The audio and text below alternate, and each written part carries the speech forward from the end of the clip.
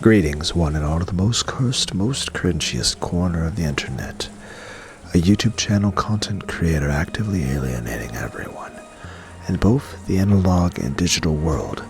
Welcome and good evening, you wonderful dice of all alignments. I am Lunar D8. There are guest rooms there, but they aren't being used now. Yeah, after all, we have the guest house now. Until then, we would always say, stay in these guest rooms. Yeah, I remember too. When I saw the guest house today, I was surprised at how beautiful it was. Well, that's because it was just built. I wish I could move my own room over there. Shannon, Erica-san's room is the guest house too, right? Yes, we have prepared a room for her in the guest house. And since the guest house is a good distance away from the mansion, no matter what kind of trouble happens, you can't hear what's going on in one from the other. Heh, are you still in detective mode? It sounds like you'll be all bummed when we all wake up tomorrow morning and manage to say good morning to each other. True. At least one of us had better be gone by tomorrow morning. Right? Allow me to guide you all to the guest house.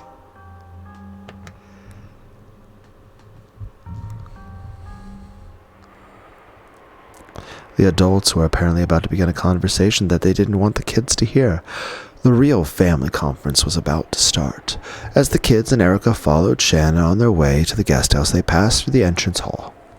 Looks like it's pouring down at its hardest right now. Should we watch TV in the parlor until it dies down a bit? Mama said to go back to the guest house. We have to go or she'll get mad. Ooh. I think we'll be able to relax a lot more over there. Better than getting to see and hear our parents get all pissed at us. Giggle. It looks like everything's falling into place, Erica giggled, an openly indiscreet look on her face. I'll go get some umbrellas for everyone. Please wait here. Oh, wait a second. It's been bugging me for a while now. Who's the woman in that portrait? Well, to be honest, I already know that it's Beato's portrait. Still, we only just walked past it in the last game, which is no fun. Erica whispered to herself, but of course no one heard her. This is the master's benefactor, Beatrice-sama. They say she gave grandfather a vast quantity of gold, meaning that she's to thank for the Ushiromiya family's revival.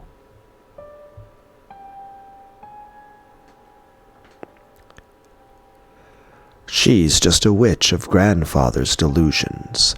Supposedly her ghost walks the corridors of the mansion every night. Hey, quit it!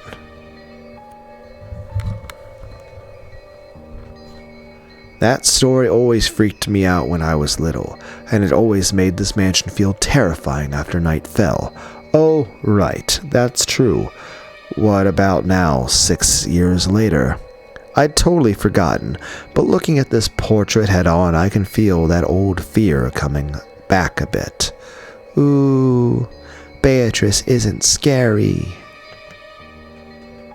At least as long as you respect her. If you don't... Laughter noises. Right, Shannon? Yes.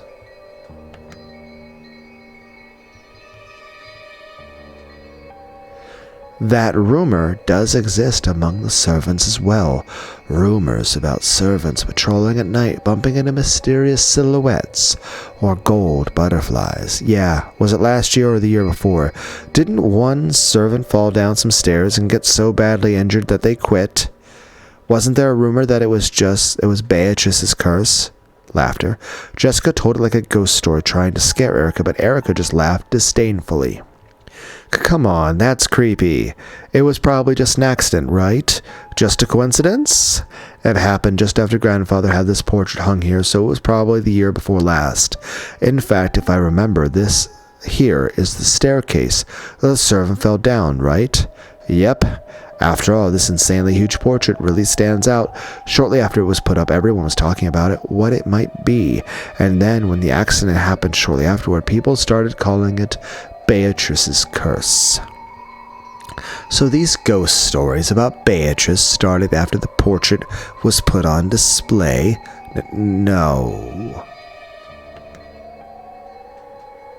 Rumors about Beatrice Sama's ghost walking about were around even before that. However, I do think those stories grew in number after the portrait was put up there.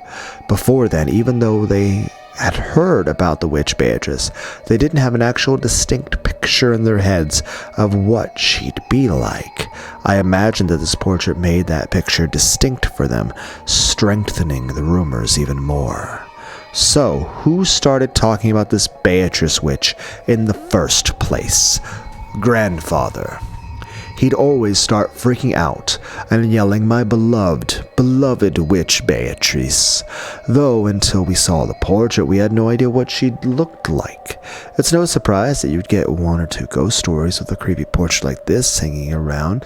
You always find ghost stories cropping up around things like a portrait of Beethoven in the music room or the statue of the school founder. True, it wouldn't be strange for a few ghost stories to arise in an old, gloomy mansion with the sound of wind and rain present in the background for so long. Well, it's nothing more than a ghost story, a delusion, a fairy tale, worth less than the useless drivel of a half-sleeping nitwit. Erica looked up at the portrait and smiled at it hostilely, as though she felt that this smile was disrespectful to Beato. Maria's face soured. Ooh, Beatrice exists. If you say things like that, you'll definitely feel the curse of the witch. Oh, how frightening. Please, curse me if you can, Beatrice. Giggle, giggle. Yee. So, if we find you mysteriously dead next morning, we'll know it's the curtain rising on a witch's murder case. But you're a detective, right? Wouldn't killing the detective off in the beginning be a bit too radical? Ah, that would be troubling. That would get in the way of the crime scene inspection. I see, after all, even the Knox rules don't prohibit the detective being killed. I have just what you need. It's a charm that'll protect you from Beatrice's curse that Erica will probably break in her hands and be a bitch about. A charm? You have a charm for something like that? Amazing. After fishing around in her bag, Maria pulled out a string of beads attached to a medal that had a scorpion drawn on it. It looked like a cheap prize from an arcade or something. What are these? Ooh, they're magic-repelling charms. Their effect is very weak, but if you use them, you'll definitely be able to avoid Beatrice's curse all night long. I have heard that spider webs are also useful for repelling magic. Ooh, that's probably because Beato is the incarnation of a butterfly. This is making me think of the anime Trigun. You know, Vash the Stampede. I like Trigun, I like Outlaw Star, you know, Gene Starwind. Huh? Wasn't it the evil spirits of Akujikishima that were weak against that? Kumasawa-san knows a lot about that sort of thing. Witches and evil spirits? This is getting a bit interesting. Would you mind telling me about it in a bit more detail when we get to the guest house? Here are umbrellas for everyone. It's still raining hard outside, so please take care. Shannon handed out the umbrellas she had brought. Everyone headed towards the exit.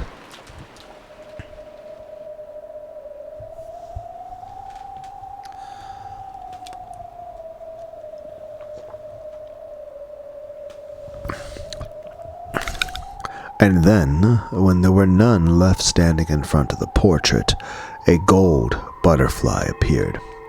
It expanded out into a golden splash, becoming a human form.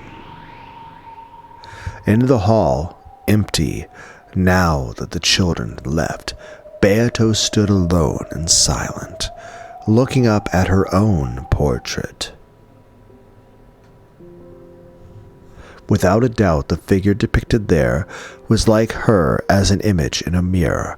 However, it felt as though its eyes and expression were just a little different from her. Hers.